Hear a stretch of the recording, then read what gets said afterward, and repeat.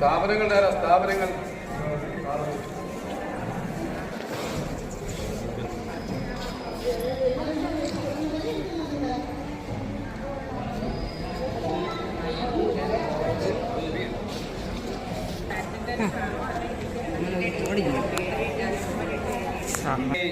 ശുചിത്വ മാലിന്യ സംസ്കരണ പരിപാടികളുടെ ഭാഗമായിട്ടാണ് ഇപ്പോൾ ഇവിടെ ഒരു ബൊക്കാഷി ബക്കറ്റ് എന്നാണ് ഈ സാധനത്തിൻ്റെ പേര്.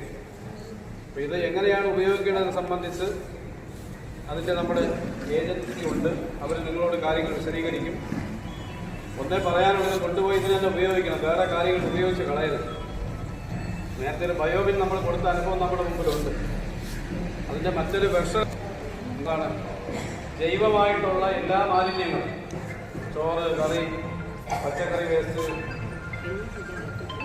ഇതെല്ലാം വേസ്റ്റ് ആവുന്നതെല്ലാം അതിനകത്ത് ഈ പറയുന്ന രൂപത്തിലിട്ട് വെച്ചാൽ 3 ലെയറുള്ള ബക്കറ്റാണ്. അതിനകത്ത് നമ്മൾ 2 ലെയറോ 3 ലെയറോ 2 ലെയറുള്ളതാണ്.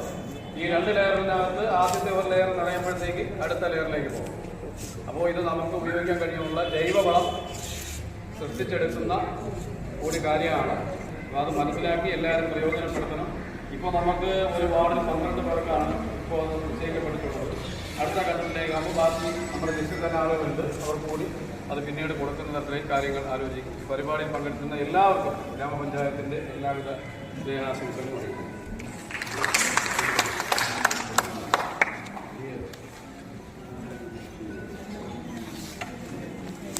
അതിനുള്ള കൊടുക്കുന്നുണ്ട്.